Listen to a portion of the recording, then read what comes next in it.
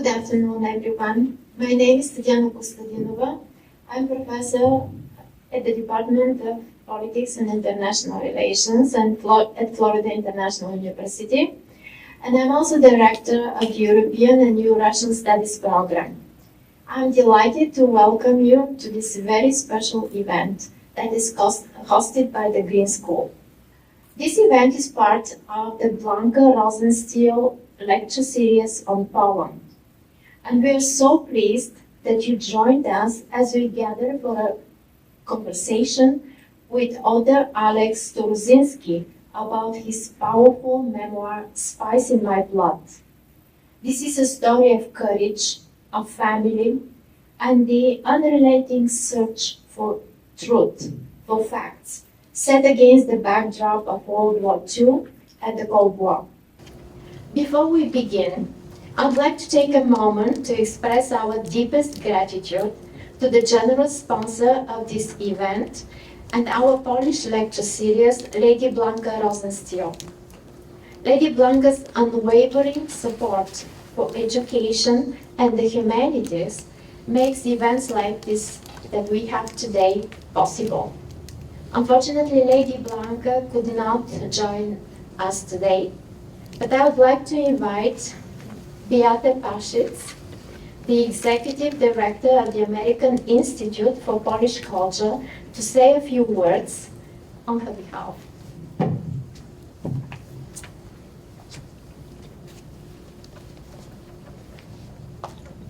Thank you, Tatiana.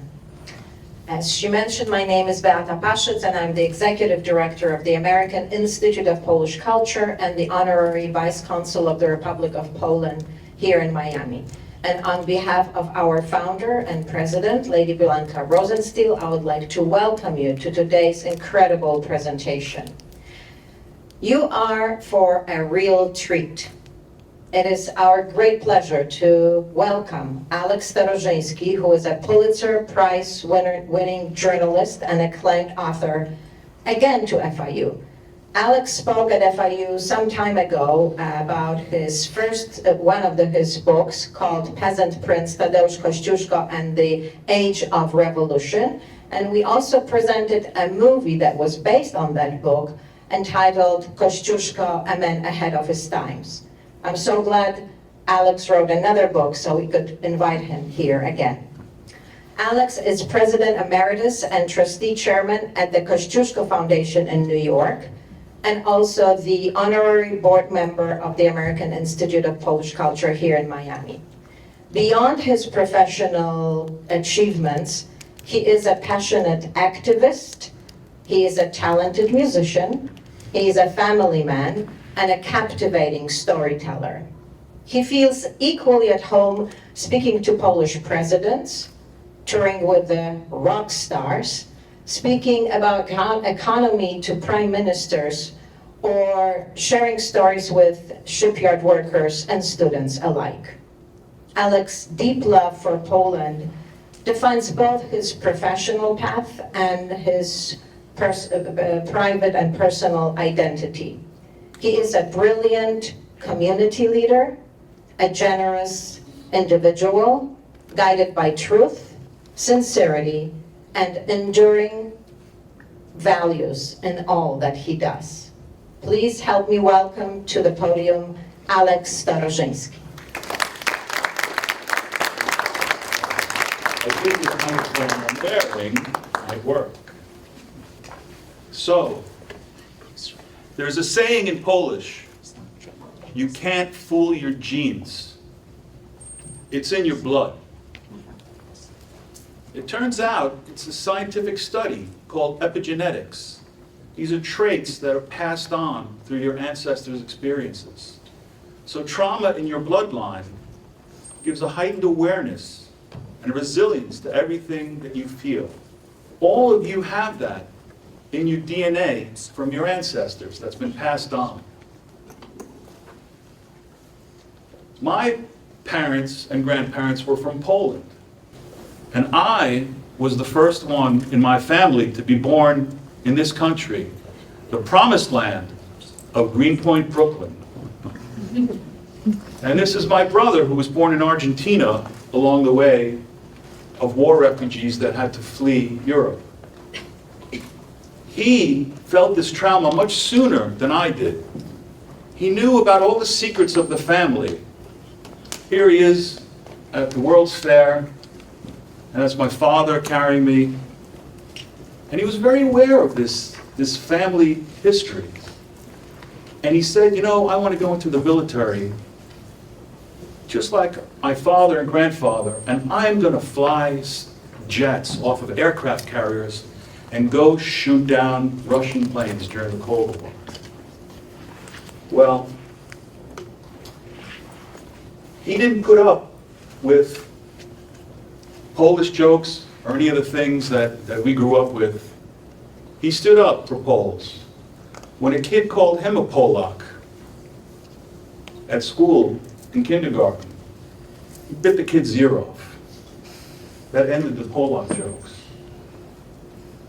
My father would often talk about the war, and one day he took me to see Mary Poppins in the theater. And when the chimney sweeps come on dancing, he starts crying. And then he sees me and he hides a tear.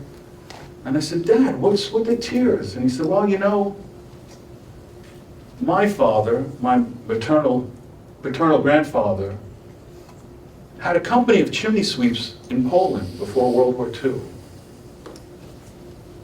And he did quite well. This is my grandfather in Lviv, which today is part of Ukraine, Lviv. And this is my dad and his younger brother. And anytime he started talking about these chimney sweeps, my mother would run over and say, no, no, no, no. You already have one. He doesn't need to know about the chimney sweeps. And the city of Lviv, where they were from, was very mysterious because it kept changing hands. When the Poles had it, it was Lviv. When the Ukrainians had it, it's Lviv. And when the Austrians had it, it was Lemberg. And in all three languages, it means the same thing, the city of lions. Now, the city of lions, when World War II started, was here. And Poland was attacked by Nazi Germany and the Soviet Union at the same time. And they split the country in half, and this part was now part of the Soviet Union. Well, my father escaped. He went home one night to his house, big brick house on a hill overlooking the city of Lviv. And he saw his father being arrested by Stalin's secret police, the NKVD. So he escaped. And my father was part of this student organization that fought back against the Russians. He blew up a bridge, him and the Boy Scouts. They went to the armory, they stole bombs, they blew up a bridge as the Russian soldiers were coming across. So they were looking for him.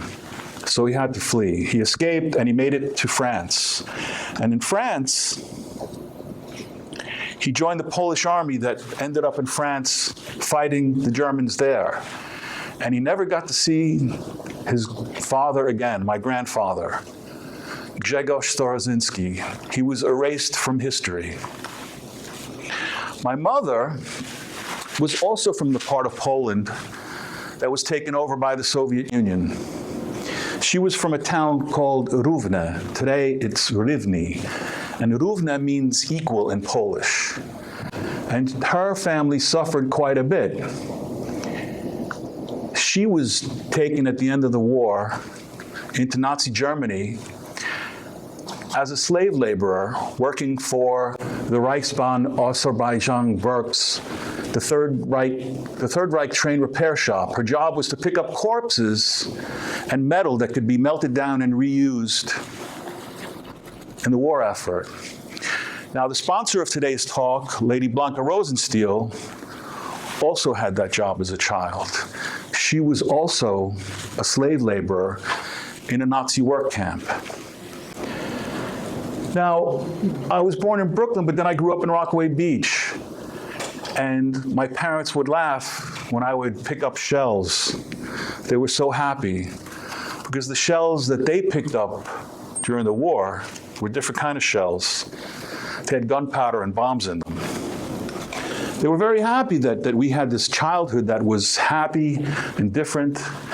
And as I was growing up, got to know my grandfather, my mother's father, the other grandfather. And he fought the Germans in 1939. Then he was captured by the Russians and taken to Siberia. He drove up a tank up the coast of Italy, fought at the Battle of Monte Cassino. He won all these medals. I knew he was a hero, but I didn't know everything that he did. And one day, when I was arguing with my cousin who was a year older, who was jealous that my grandpa bought me a Polaroid camera that made a picture within 60 seconds, he was shaving, my grandfather. And as he's shaving, he cuts himself with this cutthroat razor. And a drop of blood comes down his face. And he says, "You, stop arguing with him. Because when I was in Siberia, if I found a piece of broken glass, I was happy because it meant I could shave." It was the moment I knew my family is different. Here's my grandfather later. So I started hearing these stories from my family. One day when I was in 3rd grade, I went and I hugged my mother and accidentally put my finger in a hole in her arm, and she flinched. And I said, "What's that?" She said, "Oh, that's where the bullet went in." I said, "The bullet?" She said, "Yeah, when I was in the Nazi work camp, I got shot." And I'm like, did the nurse come? She laughed. She said, "No, it wasn't that kind of camp. They just wrapped it up and it worked its way out after a couple of weeks." Well, my father died, and before he died, we moved upstate to a place called Port Jervis. My parents bought this motel, and they ran this motel. And my father was very happy that I had a motorcycle as a 16-year-old boy, or 15-year-old boy. I was riding around, and he started telling me that he was in the Normandy invasion on a motorcycle and would ride in front of the tanks and radio back where the Germans were. And he was very sick. That's why we moved out of the city, to get away, to get to nature. And he starts telling me a story about the chimney sweeps. You know, they weren't just chimney sweeps. Now, my brother knew all these stories better than I did. This is him when we had that motel, and he used to buy and fix up old cars and drive like crazy, like a maniac on the side of this snake road. And he told me back then that he had been on a special driving class. And I asked him more about it, and he said, "You don't need to know." And he knew the stories of our family's fight during World War II. This is my father, that's his motorcycle, during the Normandy invasion. So a month after the beachhead was taken and the tanks rolled off, my father the officers would send him to find where the Germans were, and he would radio back the positions to the Polish tanks that would then fire at the Germans. And here's my father, and there's my brother, and he was always at his side, listening to these stories that he told with these vets, and he knew these stories before I did. And as my father was dying, he says, "You know the chimney sweeps I told you about? Well, my father, meaning my grandfather, ran this team of chimney sweeps. They were actually spies. They worked for the Polish CIA. It was called a dwójka in the 1930s. They would go into people's houses and they would sweep and they would snoop. And this is my father's older brother, who was one of these spies, the chimney sweeps. Now, my brother knows all these stories, and he's 6 years older than me. And after my father dies, he starts dating a girl whose father is the captain of this Polish ocean liner called the Stefan Batory. And this girl was beautiful. And I thought, "Wow, you're so lucky." He's like, no, but you don't get it. Her father's the captain of this ship. That was more impressive to him. And then I started realizing he's trying to smuggle stuff in and out of Poland. That's why he cares more about this ship than he does about this beautiful girlfriend of his. Well, after he graduates from college, he goes and he works in Poland for a guy named Jack Eisner. Jack Eisner was a Holocaust survivor who founded a company called Stafford Industries. that during the late 1970s and early 80s was importing textiles to Poland where they were made into clothes and then sent back to the United States. And he made a fortune. Now, he hired my brother to run this Warsaw office.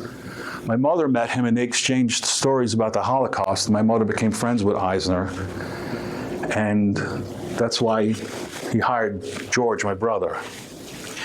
When George came back from Poland, he got his MBA, and he started running the Polish and Slavic Federal Credit Union, a bank in Brooklyn, which it turns out was smuggling money into communist Poland to help the Solidarity movement overthrow the government. After I graduated from the Columbia Journalism School, I went to Poland as a young hipster, naive, young student thinking, I'm going to go find out about my roots and see all these secrets that my brother knows. But the Poland that I went to see had different borders now. Poland was chopped in half and moved this way, and the Soviet Union controlled all of these countries in red as part of the Warsaw Pact. And NATO, the countries that were defending the world against Russian aggression and against communism, were here. It was a very different place than it is now, because there was a wall, the Berlin Wall. And I crossed the Berlin Wall to go into communist Poland and research, what is it that my parents were fighting against? What is this communism that's so bad? So in 1985, I show up, it's me, believe it or not, and that's a building put in Warsaw by the Soviets called Joseph Stalin's Palace of Culture and Science, which the Poles hated because they were being occupied by the Russians. Now, communism was just truly horrific because they didn't really make anything. The stores were empty. You needed ration cards if you wanted to buy meat or sugar or anything. Toilet paper was almost impossible to get. And even when you did get it, it was this horrible stuff that had splinters in it. Really, truly awful stuff.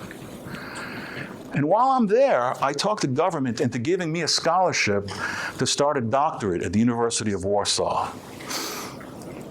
And I meet one of the most hated people in all of Poland, the Polish propaganda minister. And I start going to his press conferences. And he agrees to let me write a doctorate about the function of the Polish propaganda minister and free speech in Poland. And I start asking a lot of questions. And now I'm here thinking, wow, look at this. I'm hanging out with the propaganda minister. I'm hanging out with all these people. Wow, they know I've arrived. Little did I know there were doors being opened to me before I even arrived. And I get to interview people like Lech Wałęsa, translate an interview with him. I start meeting Polish rock stars and hanging out with them. I become best friends with essentially the Elton John of Poland. And then I meet basically who was then the Madonna of Poland, Cora. And we go on tour. I'm sitting in the back of her Mercedes and the driver's in the front, and she's asking me about her English. And she's correcting my Polish, and she lights up a joint. We smoke this joint, and I make a mistake in Polish, and she says, "That's not how you say it in Polish." And I went, "Poetic license," and gave her the joint. She goes, "What do you think of my songs?" And I said, "You have that song, Who's That Lipstick on the Glass? It should be Whose Lipstick is on the Glass." She takes a hit of the joint and goes, "Poetic license," and gives it back to me. So now that I'm meeting all these people, I'm thinking, wow, the doors are all open. Just as I'm starting to have fun, they noticed me. Them. Back then, them had a different meaning. It meant the secret police, the communists were them. And they started following me. And I would show up at places and there would be shady characters following me wherever I was. And then they break into my apartment and steal my visa and call me in for an interrogation. And the secret agent who's interrogating me says, you know, you're now in the country illegally. That could have bad ramifications for you. But we know you go into these press conferences, we know you know all these journalists. If you spy on those journalists for us and tell us what they're going to write, what they're talking about, we can help you. What do you want? You want a nicer apartment, a car, girls, money? I was terrified. I thought, oh my God, what the heck? So I went to the American Embassy and I reported this. And I said, look, these guys stole my visa and they're making these offers of things they can give me. And the consul says, wait, before you say anything more, there's a recording device aimed at this building from across the street, and they probably hear what you're saying. And I said, good, I want them to hear this, and I'm here reporting this so I don't look like an idiot if this ever comes out later. And so this consul says, well, you know, you have a choice. You can take their offer, which we hope you don't do.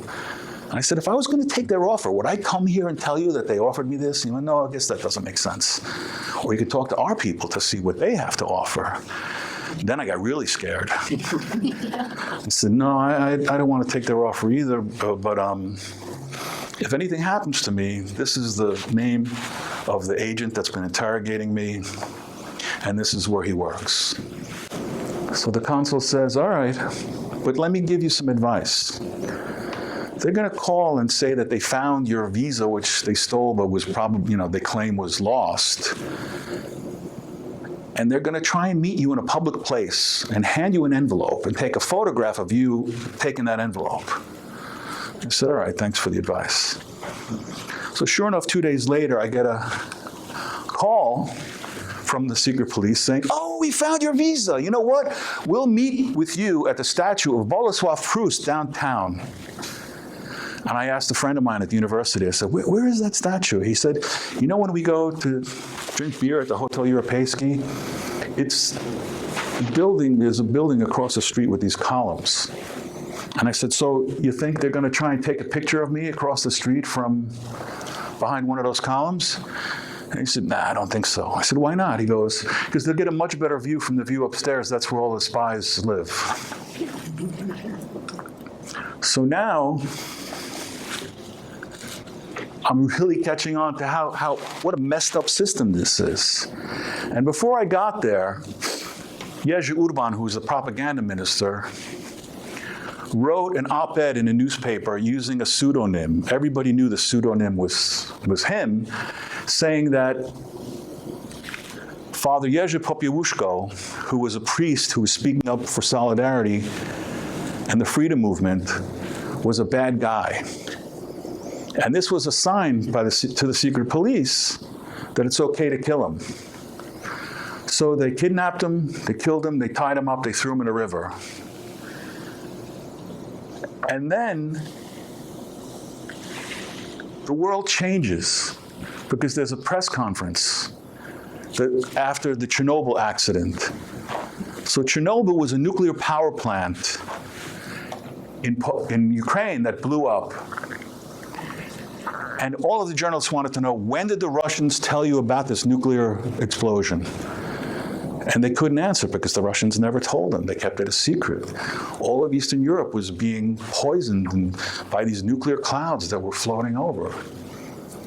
And so Jerzy Urban, the propaganda minister here, says to me in a private interview, I asked him, did the Russians, I have a tape, did the Russians tell you? Please turn it off. He says, look, I'm really good at changing topics. I'm going to spin this so they stop asking me about Chernobyl. And I thought, how is he going to do that? That's not possible. So this Chernobyl thing was the big story of the day. Here's a photo I took of the dictator, General Jaruzelski.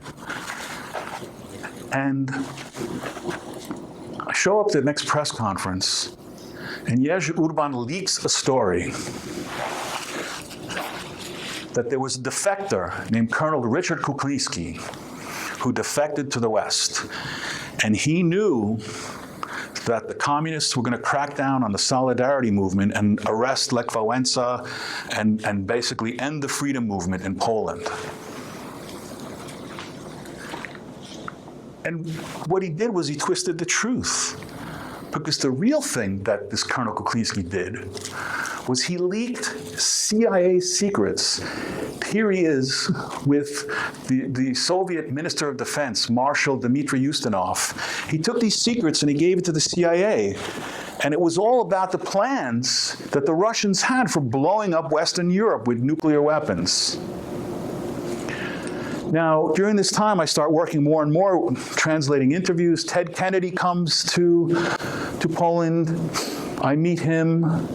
I start, getting more and more involved. I start writing, and I write a piece about a movie called Blind Chance that was done by a famous Polish director named Krzysztof Kieślowski, a great, great director. So in that movie, Blind Chance, this hero that you see running for the train, he runs for the train and he misses the train. And he gets beat up by the police for trying to jump on a moving train.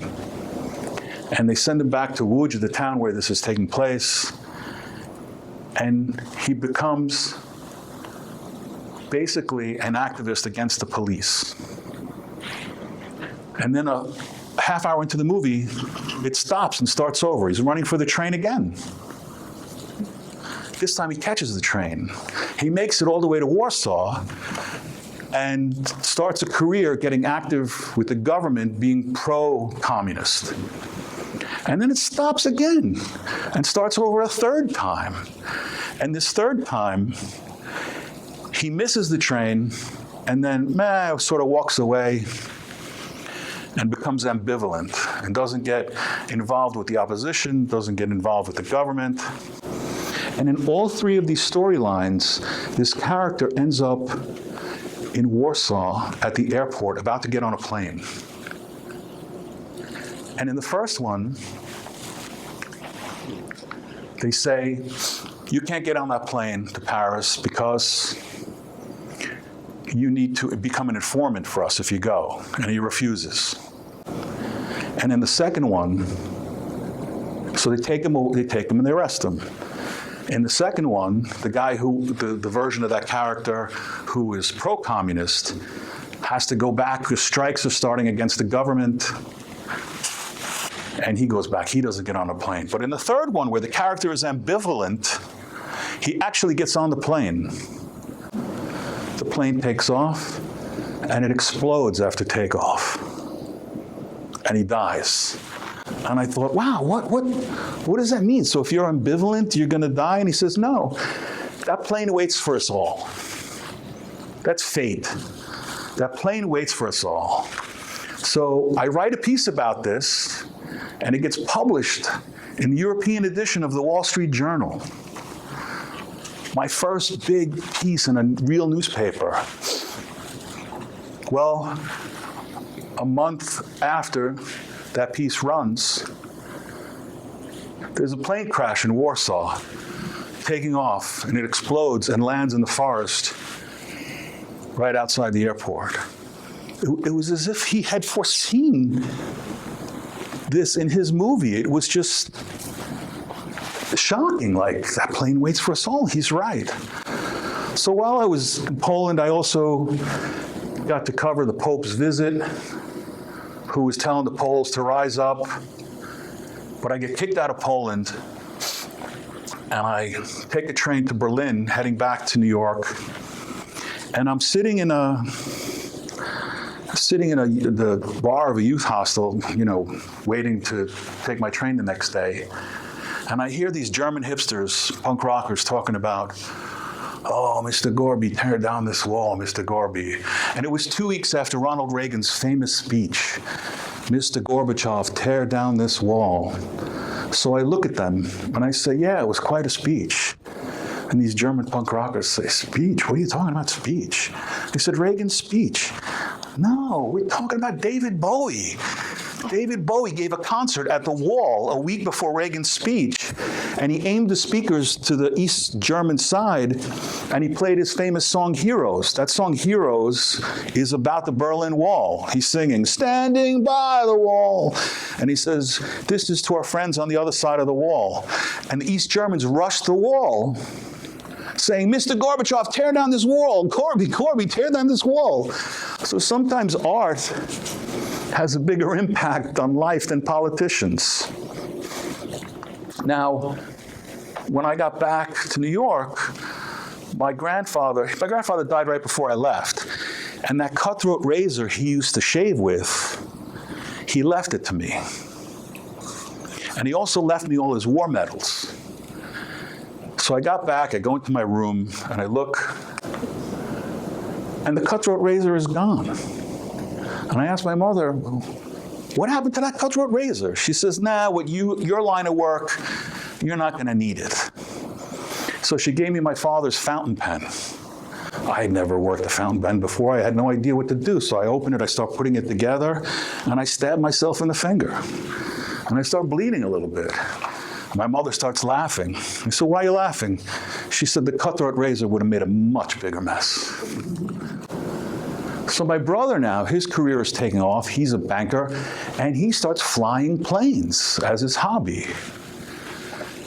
And after the wall fell, he goes to Poland and became an investment banker and started working on turning Poland's communist economy into a capitalist economy. So now in the early 90s, I go back to Poland. And as I'm going back to Poland to visit my brother, my mother says, all right, go, but watch out for your brother's friends. I said, what does that mean, your brother's friends? So start meeting his friends. One of them was a guy named Sławomir Petelicki, who was a communist spy for the Polish People's Republic. But when the Berlin Wall fell, he switched sides and started a commando unit that was now fighting on the American side. And he had this other friend, Gromosław Czempiński. In 1990, Gromosław Czempiński, during the beginning of the Iraq War, smuggled 6 CIA agents out of Baghdad. And I asked my brother, how do you know these guys? And he said, well, you know, you as a journalist, you meet all these politicians and people, and me as a banker, these guys are all business people now, so I'm meeting them, you know, in business deals that I'm doing. So it's kind of fishy. And here's my brother, his obsession. This is in Prague with airplanes, and this is a helmet from a Soviet MiG. And he starts flying these planes as a hobby. So he's flying these planes as a hobby, and one day he gets into a plane crash and breaks many bones in his body, gets a gash across his face, and he gets put on a plane, taken back to New York, and develops bone marrow cancer in the spot where all these bones were broken. And it was not long after this that there's another plane crash into the World Trade Center, 2 plane crashes.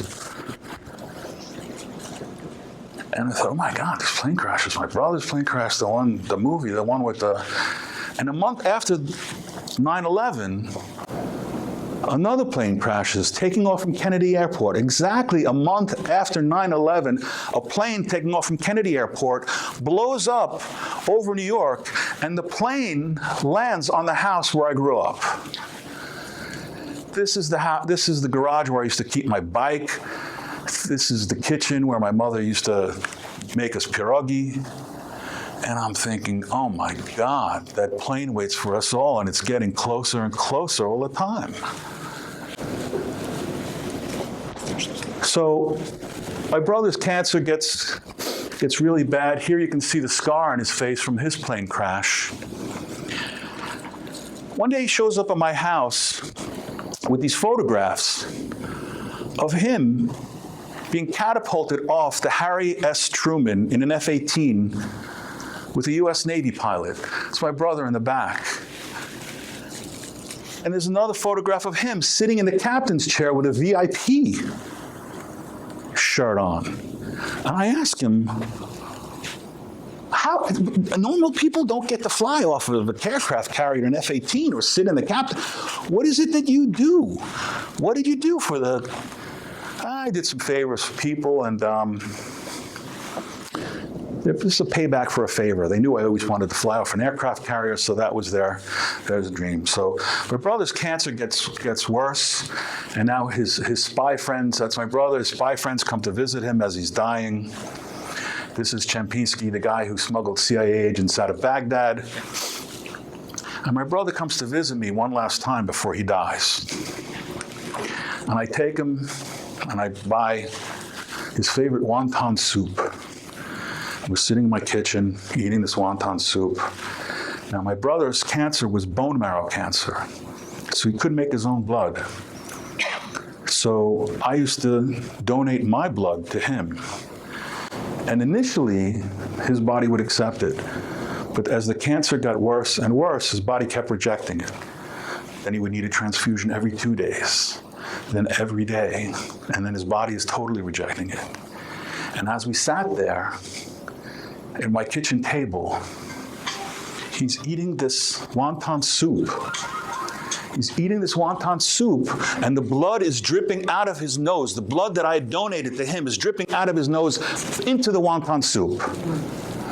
What does my brother do? What do big brothers do? They freak out. He takes my blood and drinks it back up.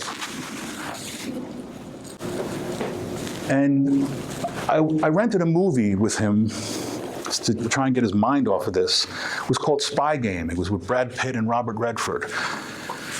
And it's all about how the CIA kind of works. And at the end of the movie, my brother says, well, it was pretty realistic. I said, what do you mean? He said, life in the CIA. He said, how do you know? And he said, how do you think Kuklinski got out of Poland?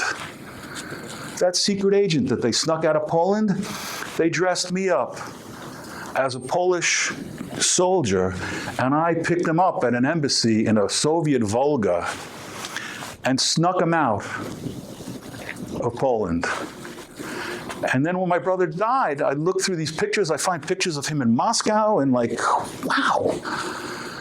So I was working at the Daily News at the time, and Kuklinski was hiding in America after he defected. And I reached out to Zbigniew Brzezinski, who was Jimmy Carter's national security advisor. I said, I have to interview Kuklinski and tell him the story about what my brother said. So Kuklinski calls me at the Daily News, and over the phone, he verifies my brother's version of his escape. And he tells me, carry a picture with your brother, of your brother with you, and I will call you one day and we'll have coffee. But not what he looked like now when he died, what he looked like back then when he did this operation. Unfortunately, Kuklinski died and I never got to meet him. But later I went to the Kuklinski Museum that they were starting, and these are the maps that Kuklinski leaked to the CIA. These blue spots are all the military bases. These red spots are the line of attack and the nuclear missiles that they were going to send to blow up Western Europe.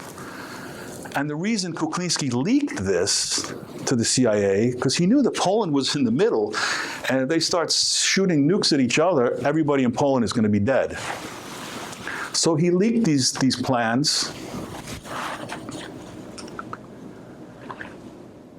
And that's one of the biggest secrets.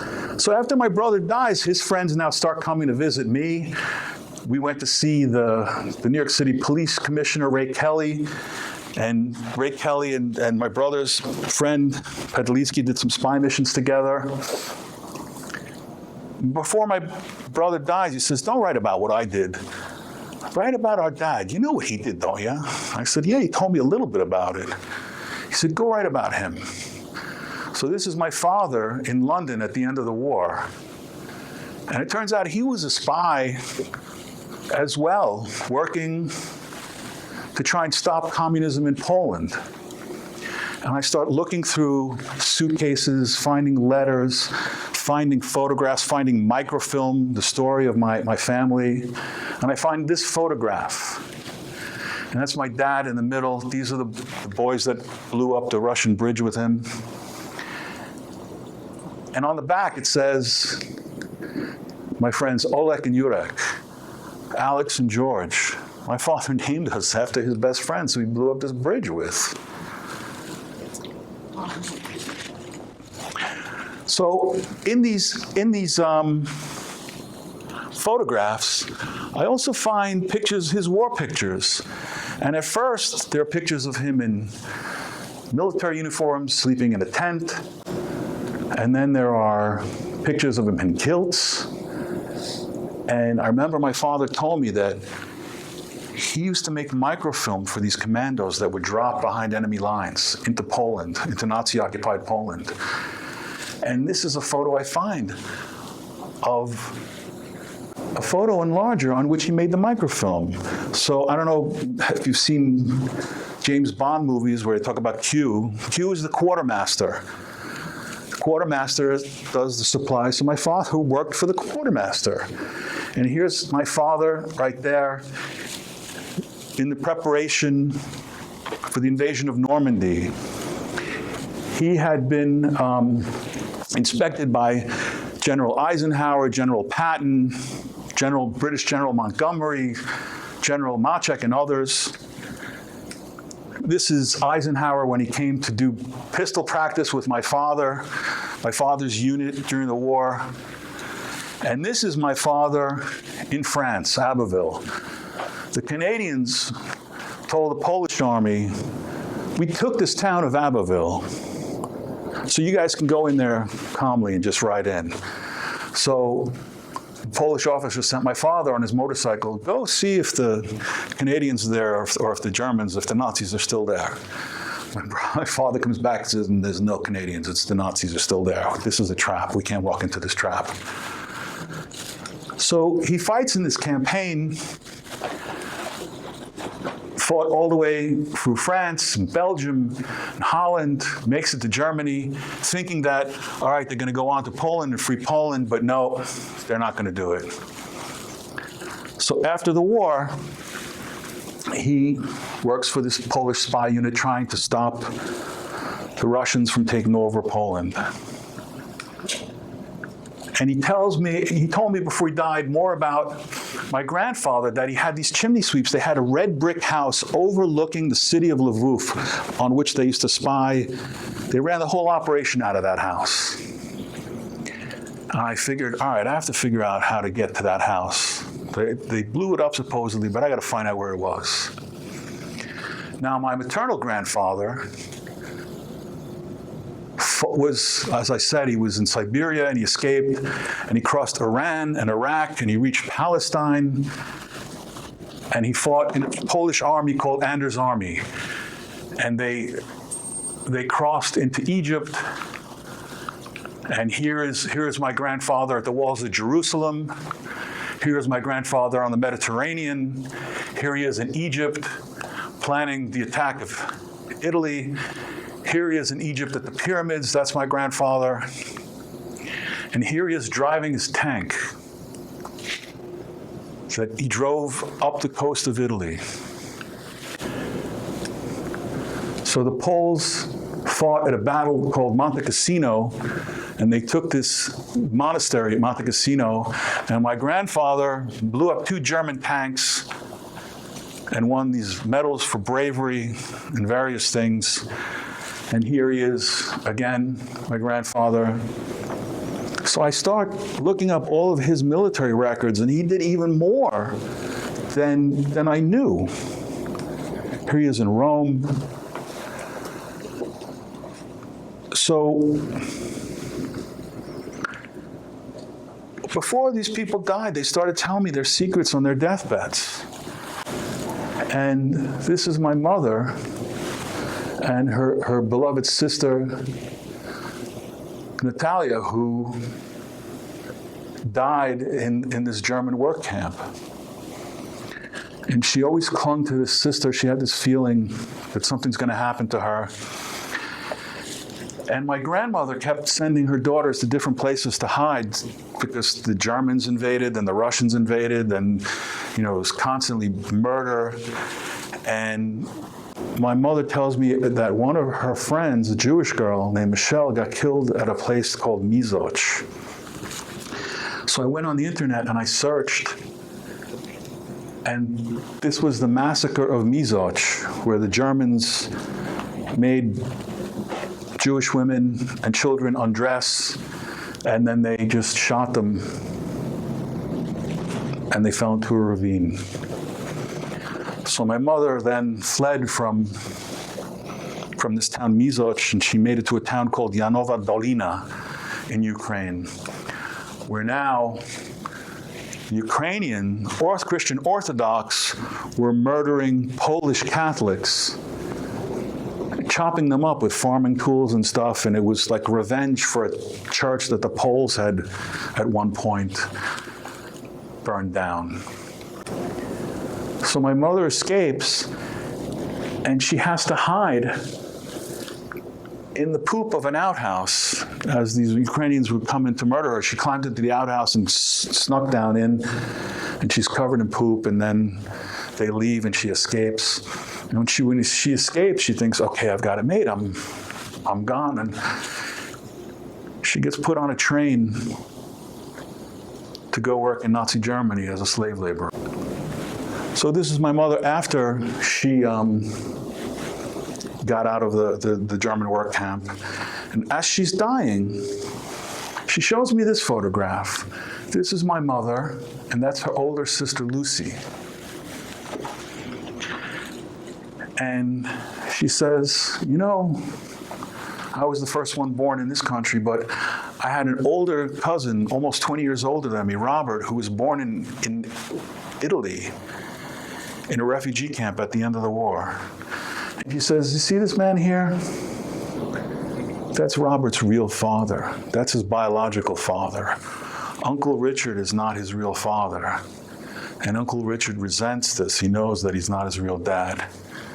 So after I die, if at some point you think your cousin Robert would want to know who his real father is, show him this. But if you think it would cause him pain, just keep it a secret. I said, that's kind of odd. So a couple of years go by, and this Uncle Richard dies, and I call up Robert, and I say, hey, I'm sorry to hear about Uncle Richard dying. He says, nah, it's okay. Turns out he wasn't my real father. I wish I knew who my real father was. So we show him that photo. He's like, wow.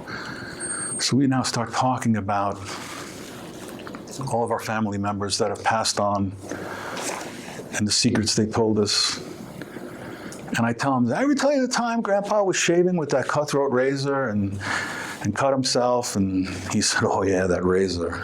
He said, you know what he used to do with that, don't you? And I said, shave? He said, not just. He said, every time the Germans invaded some town, they would always kidnap the most beautiful women, and they would force them into a bordello where the German officers would go and rape them the nights before battles.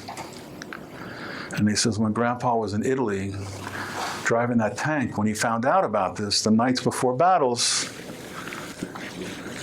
he would go behind enemy lines and sneak into those bordellos and assassinate German officers as they were raping women. Holy mackerel. This is who my family was, my God. Now, this is the passport that my father was given at the end of the war with a Polish eagle on it, free Poland, but no, turns out the British sold out the Poles, and they said, okay, communists can control Poland. So my father couldn't go back to Poland, so he takes this ship, my dad with a smile on his face, and goes to Argentina. In Argentina, he meets my mom, and they get married. It's where my brother is born. Now, all of these stories, I kept digging up. Here's my father during the Normandy invasion. As I said, he was a motorcycle scout who would go in front and radio back and tell them where the Germans were. And I started digging in all these archives, and the stuff that he did was even greater than he told me as well. Now, I also start looking into the communist archives, thinking, I wonder if there's anything about my interrogation when I was interrogated by the secret police. Well, I go to the communist archives, and I find out not only do they have a dossier on me, they took surveillance photos of me.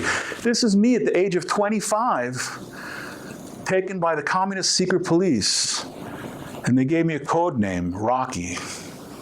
And I thought, Rocky like Rocky and Bullwinkle, the cartoon? And they were like, no, Rocky the boxer. They thought you were tough.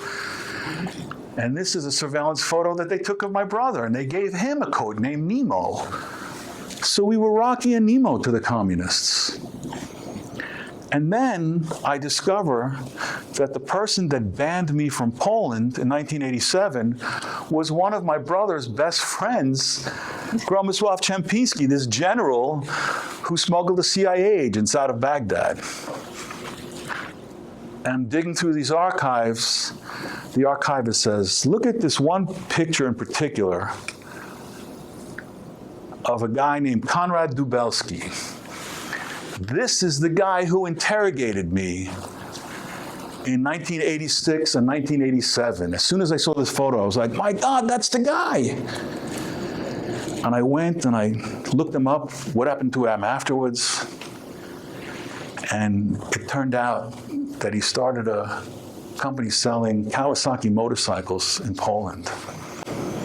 And I thought, do I go and confront him? I just rather remember the Kawasaki I had when we had the motel. Vroom, vroom. Blow it off. So now I decide that, it's time to see if I can go to Ukraine and Lviv, where my father's house was. This is Lviv, which is today Lviv. This is the Opera House. And I speak to my father's younger brother, who says, don't go look for the house. Everybody was always afraid of me going to Ukraine, to Lviv, because the Russians murdered a lot of Storozynskis in that town. And he said, don't go. And I said, I'm going. I have a driver, we're going. Where was the house? And he said, all right, it's on the end of a street called Green Street. But it's not there anymore. There's a soccer stadium there. So I go there and it says Green Street. It's exactly how it was described. And I find that there's a hill overlooking the city of Lviv. And this is the hill overlooking the city. And next door, there's this brick house just like the one that my father and his brother described. And I start walking around this house. And I start taking pictures, and this old Ukrainian man comes walking out of the house. And he says, what are you looking for? And I said, well, my father lived here before the war in a house that looked like this. Supposedly it was next door. And he says, yes. When I came here as a young man after World War II, there was a pile of bricks there. And the Russians blew up that house. The Russians really hated the Polish people that lived there. We're not sure why. So it's like Providence brought me to this spot. So I pull out some money from my pocket and I say, Ukrainian money. I say, mister, I don't know what you like to drink, beer or vodka or whatever. Get yourself a drink on me. He pushes the money away and says, I didn't tell you this because I want something from you. I told you this because you have a right to know what happened to your father's house. He took those bricks and they built a brick kiln out of it. And in that brick kiln, the communists made us all make bricks. If you were a teacher, at the end of your shift, you had to come work 2 or 3 hours making bricks. If you were a police officer, you had to come at the end of your shift make bricks. If you were a tram driver, you had to come at the end of your shift make bricks. And we used those bricks to make that soccer stadium. So I start walking around the soccer stadium, and lo and behold, I come upon a red brick kiln made out of the bricks of my father's house. It was falling apart, and there were some loose ones, so I took one with me. And as I was writing this book, I would look at that brick and think, wow, I wonder what stories it could tell me about my family that I have yet to dig up. And what else I could learn about these two grandfathers that killed Russians and Germans. Thank you for listening.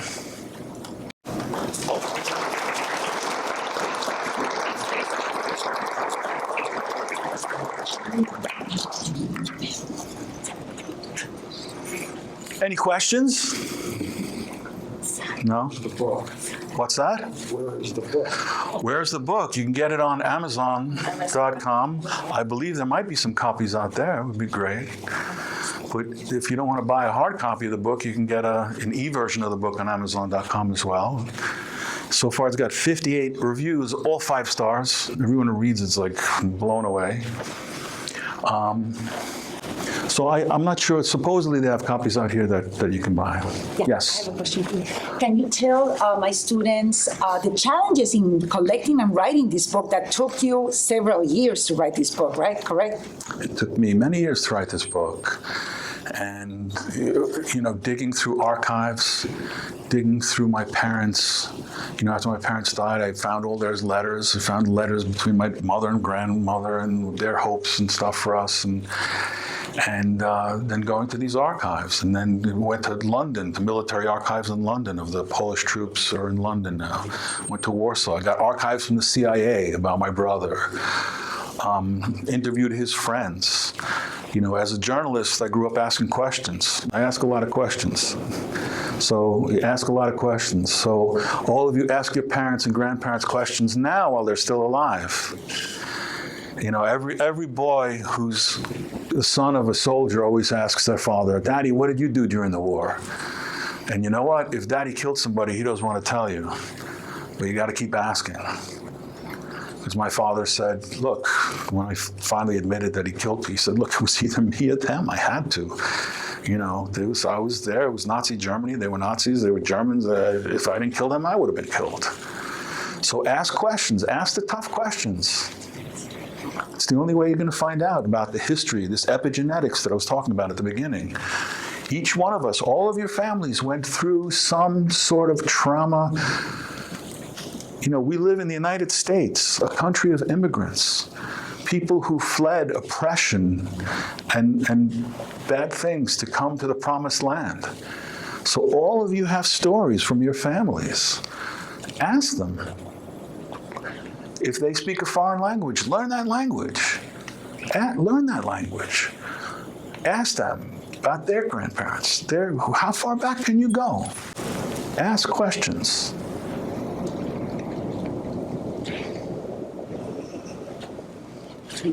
So, excuse me, I have a lot of family, but in Brazil that was involved in the military and in policing, and I've thought about asking my grandfather about these things, but it's a little bit more of a struggle because he's a little bit older.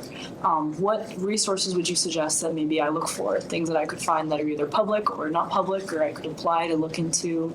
I don't know if it's probably a lot different the way that it is in Brazil, but where would you suggest that I start?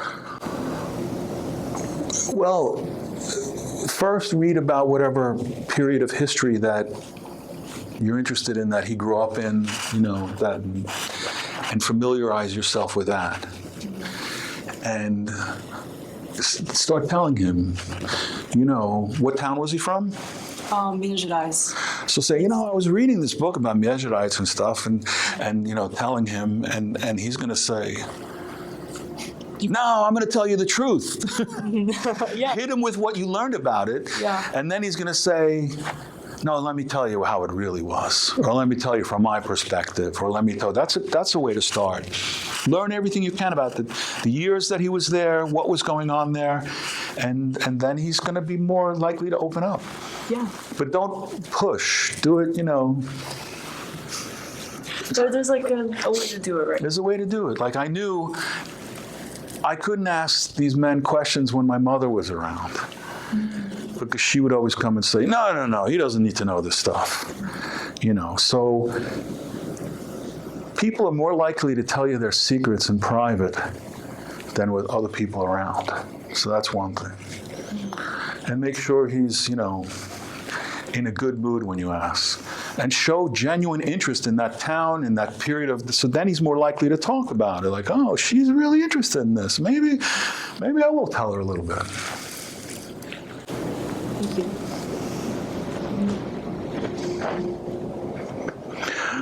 Well, in that case, thank you all for listening. Hopefully, if you don't buy my book now, you'll buy it somewhere else and go on Amazon and give it 5 stars like everyone else does. Yeah. And hopefully you'll be inspired to dig into the stories of your own families. Yes. Thank you. Thank you.